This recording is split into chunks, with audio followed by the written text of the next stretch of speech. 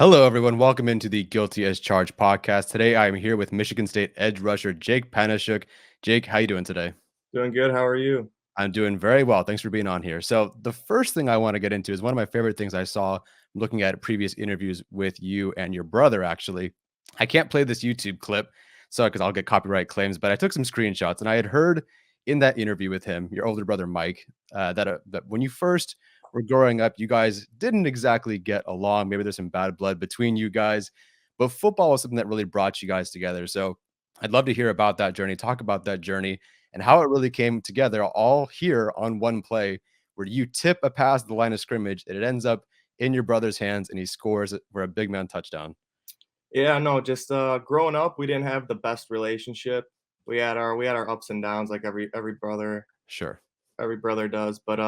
But yeah, it just ended up me and him figured it out in high school, built a really strong relationship. He became my best friend.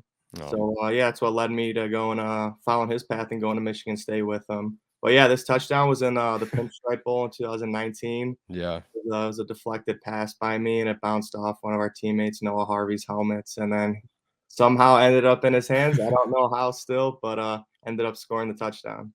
Yeah, what a wild play, what a wild sequence. I couldn't exactly see what had happened, but yeah, you said bounce off someone's helmet, so that makes sense. I couldn't figure out the angle there. Just a really good story, and I'm happy for you guys. And well, all three of you brothers. Does your younger brother play football as well? He didn't end up playing. He had scholarship offers, but chose to go with school instead. Okay, I can respect that as a biology major who definitely did not get a football scholarship. So good for him. So I got to get rid of this real fast. I don't usually list off stats, but I kind of have to because I believe 2020 was a rough year for you. That COVID year, it was rough for a lot of people, of course. And you were at a significantly lower weight, apparently, at Mhm. 216 pounds, which is 20 pounds more than me. And I can't imagine being an edge rusher at Michigan State being only 20 pounds more than me. But now, looking back at 2021, 73 pressures, 11 sacks, 32 run stops, two forced fumbles. You're 11th, according to the team website, you're 11th in Michigan State history in sacks, 13th in tackles for loss, and 5th in forced fumbles. Talk about how it felt going from arguably, and I'm sure it is, the most difficult college year for you to, being one of the most productive edge rushers in the NCAA last season. Yeah, it was tough. I think it was like 3 or 4 weeks before the season started, I got COVID and strep Hmm, in the same week. So I came down with that, lost. yeah.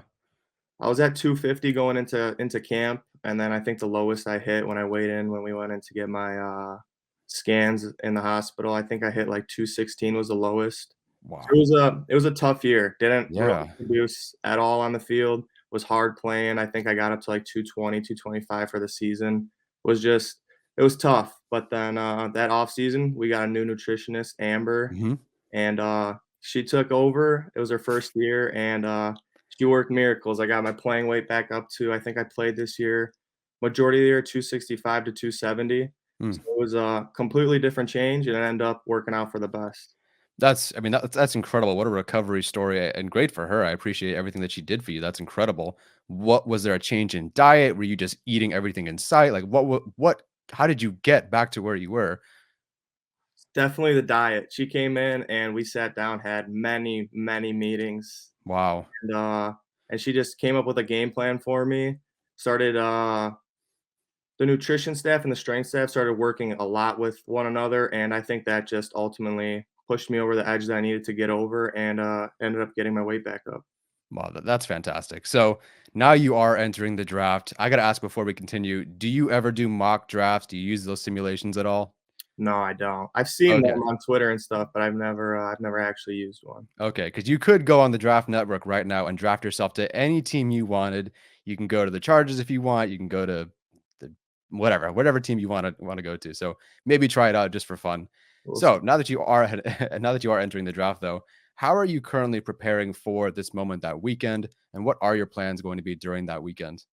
Right now I'm down in Fort Myers training at X3 Performance. Got my strength and speed coach Jordan and my D line coach, Mm, Coach Nate O'Neill, preparing me for my pro day. So I'm mm. down here training. Got a whole nutrition plan, treatment, everything going down here right now. Interview prep and all that good stuff. But hopefully I'll be back home for the draft and hopefully I'll hear my name called. Yeah, no, that would be incredible, of course. So you talk about interview prep, and I'm always curious, how are you guys preparing for interview prep? Because we've heard some weird questions be asked of some people. We had a guy, Peyton Turner, last year talk about how he was asked, "Why do you follow so many Instagram models?" And just questions like that, or they're definitely not football specific. So are you preparing for also the curveball questions, or how are they preparing you for interviews? There's a big list. A lot of, former players come back and just stuff. Oh, They have, like, okay. old questions that used to be asked that we're always just preparing for and stuff like that, but I went to, the Tropical Bowl All-Star game, and I had a few Hmm. interviews with some scouts there, so I got some different questions, but nothing crazy. Okay, okay. And when you met with those scouts, were there any conversations about what you'd be doing, what your role would be? Is anything changing for you, or are you pretty much just set defensive end? How's it looking for you? No, I'm open to anything. I can move back inside and gain some weight if they needed me Mhm, to, stay mhm. at the end or lose some weight and play some outside linebacker. I'm up for anything. Okay, I like it. I like hearing that. So let's jump into this film real fast. There were 2 sacks from your big day versus Western Kentucky. Frankly, I could have gone with any game. You had a good day versus everybody this season, it seems like. But this one I think gives us a little bit of good insight to, 2 different ways that you were able to win. So before we jump into that though, I love talking to different players, and we just had a couple of Chargers players on who talk about the tendencies that they notice in either offensive linemen or defensive linemen, even before the snap, like the mental games that go on that you have to try to have this chess match with guys because you got to figure out, is he going this way? Is he going that way? What kind of, if you're offensive lineman, is that guy rushing? Are they doing a stunt? Whatever it is. So, what are some tendencies, just general ones, or maybe some specific ones if you notice it in a player? What are some tendencies that you have noticed in players when and offensive tackles or guards or whoever you're going up against?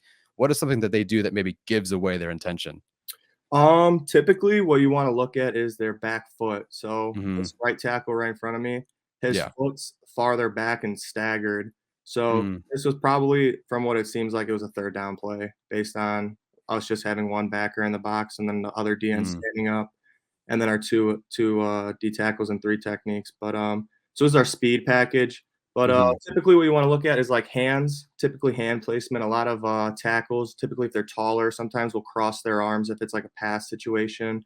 The foot staggered back is the number 1 go-to. I'm pretty sure everybody will tell you that, but just Hmm. based on, first thing you can go off of is just down and distance, and then Sure. just look at your tackle and study them. Basically, on film, they'll give away a lot of their keys. Gotcha. No, that's fantastic. Let's go ahead and run through this play real fast, just for everyone watching to get an idea of what's going on. Obviously, guys that are watching, he's the guy that's highlighted, so pretty easy for you. Let's go ahead and run through it real fast, and then we'll talk about how you won, what you did, all that good stuff.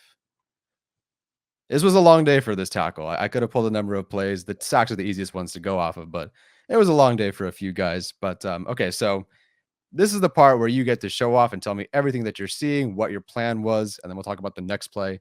Maybe if this play kind of set up that play. So, what are you thinking here? What are you doing outside of course, what you already explained?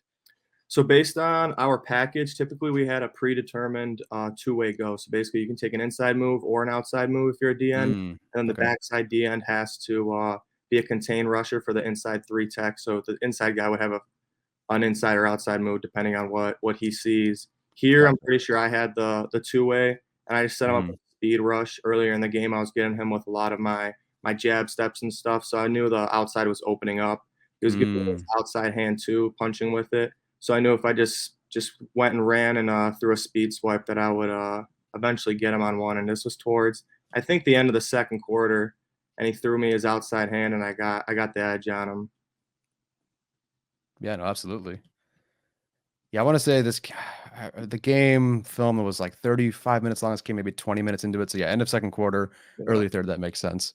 So the entire game, are you kind of setting this up? Are you just like, hey, I'm going to get you in about 10 more plays? Do you kind of understand that maybe like this guy's going to, Yeah, for sure. So here, I'm pretty sure if you could play it like slowly a yeah. little bit. So here they slid the protection to my side.